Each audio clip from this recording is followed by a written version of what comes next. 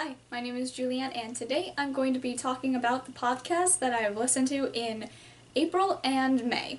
I will leave a link to my previous video talking about all the podcasts I listened to in March. 11 of these podcasts are actually audio dramas, and then one of the only podcasts I listen to that is nonfiction is Dear Hank and John. It's such a fun podcast. I really love it. I laugh every time. It's between John and Hank Green. You may know them as the Vlog Brothers. John Green, wrote Fault in Our Stars. Hank Green started VidCon. So kind of important people. They have their own podcast and it's hilarious to listen to, so I recommend checking them out. On to the audio dramas. The first podcast I listened to that is an audio drama was Welcome to Night Vale. This podcast is the one that introduced me to the whole idea of audio dramas and the podcasting world, and I really, really love it a lot.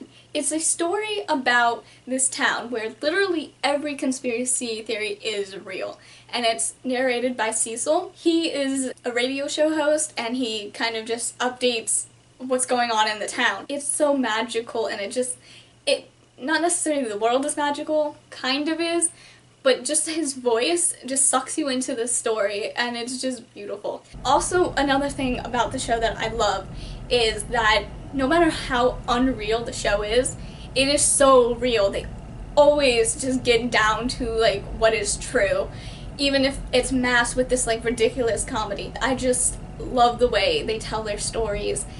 So I highly recommend this show because it really is amazing. So the next podcast that I listened to was Alice Isn't Dead. This is such an interesting story. It's created by Joseph Fink, who is a co-creator of Welcome to Night Vale. Alice Isn't Dead follows this woman who is traveling cross-country, working for a shipping company, and she is looking for her wife who went missing. It's such an interesting story that has some really great quotes that just kind of talk about real life, kind of like Night Vale, where it just talks about real life and realistic stuff, and it just hits home to a lot of different things. There's just such a great plot line that's running through it. It is a horror podcast, so a lot of not a lot, but enough, slightly graphic horror scenes. If you aren't into more of the darker type of shows, you might not want to listen to this, but it is really good. I highly recommend it if you're interested. The Orbiting Human Circus of the Air is on hiatus right now, but they're putting out a special show type thing that I think exists in the same world, but I'm kind of not sure. I'm not sure how it works with the universe, but I don't really care. It's amazing, and I really love it. I've only listened to one episode, and it's like listening to one of the stories that the Orbiting Human Circus had in their show, because it's about this circus. At the end of every show, they have someone tell a story, so it almost feels like those stories that they told in the Orbiting Human Circus. So that special is called The Second Imaginary Symphony. I'm not going to even tell you what the first episode is about. I feel like it's better just to go into it without knowing anything. I feel like you can listen to this without listening to the Orbiting Circus if you want. I recommend listening to the Orbiting Human Circus because it's amazing. Now moving on to King Falls AM. Similar to Night Vale, but not completely, it is about a town where weird things happen. If anyone out there watches BuzzFeed Unsolved, it's basically if Shane and Ryan were doing a radio show in this town. Shane is Sammy. Sammy is a skeptic. He does not believe in anything that's happening. He's like, are you sure there's werewolves? I don't believe that's happening right now. Then you have Ryan, who's Ben in the show, and Ben, he believes in the supernatural. He's like, this is real, the aliens are real. It really reminds me of that dynamic and between a skeptic and a believer, and I love it. I love it so much. There are certain characters about the show that I love. There's this mortician who I think is hilarious. I wonder if we're ever going to get back to him, because I think he's starting this zombie apocalypse, and we haven't had any mention of him in the last 30 episodes, I think. But I love Sammy and I love Ben, and I hope we get more information on Sammy, because who is Sammy Stevens? Been 50 episodes and we still have no backstory. The next show I wanted to talk about was Wolf 359. Oh my god, this show is so freaking good. It is truly a beautiful experience. I highly recommend it. There's 3 seasons. The 4th and final season comes out this year. I'm currently re-listening to Wolf 359. I would classify it as a comedy, but it gets so emotional. It's so good. It really is. Douglas Eiffel, I love him so much, and when you find out his backstory, I was just like blown away. I was not expecting that at all. I also love Minkowski. She's awesome. This show is about scientists in space. So they're on this spaceship called the Hephaestus, and it's orbiting around the star called Wolf 359. There's just so much things about the show that I love. The sound design, amazing.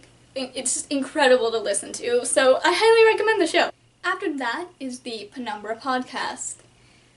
Oh my god, I thought I knew what a good show was, and then I started listening to Penumbra podcast, and I'm like, oh my god, this is amazing. Penumbra podcast is full of short stories, kind of. It's how I want to say it. Like, each episode is some other character. There is overarching character, Juno Steele, and so Juno Steele is a detective who has more than one episode, and some of the other characters do too. But you have these short stories that are standalone episodes, and then you have the Juno Steele stories. The Juno Steele stories are like crime noir that takes place in the future on Mars. It's incredible, incredible storytelling. One of my favorite episodes are actually involve the Knights. If you listen to it, you know who I'm talking about. It's the episodes that have the Knights. I love those episodes. They were really fun to listen to. But Juno Steele, one of my favorite characters, is so good. It's so good. I highly recommend it. Moving on to the Bright Sessions. This is a story how a lot of people would describe it as X-Men go to therapy. I kind of describe it as the characters from Heroes go to therapy. I don't know, I feel more parallels to that. Maybe because there's a time traveler and a government conspiracy thing going on as well. Bright Sessions follows this woman, Dr. Bright. So she has patients that have powers, and they're called Atypicals. And so these Atypicals, they go to therapy, they learn how to harness their power better, how to deal with real life situations. There's a bunch of people who are flawed, but like they're learning how to, be better people.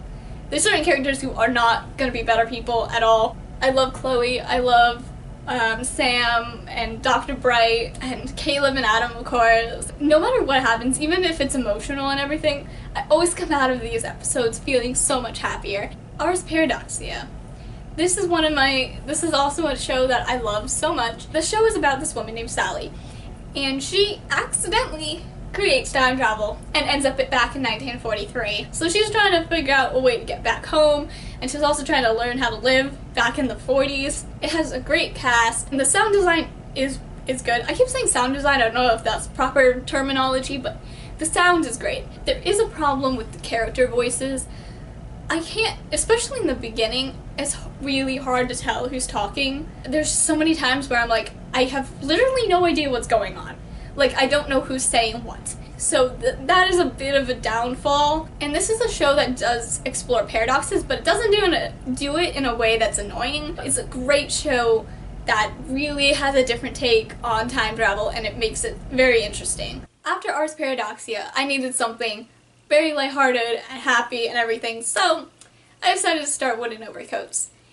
This show is phenomenal. It's hilarious. It's also another show that it's sometimes hard to tell who's talking, but it's honestly what they're saying, like the actual like back and forth like stuff that they say is so hilarious that honestly it doesn't even matter who's talking at the moment. It's just I'm already laughing. This show takes place on this island of Piffling Vale.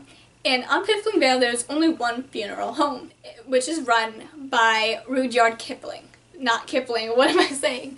Rudyard Funn.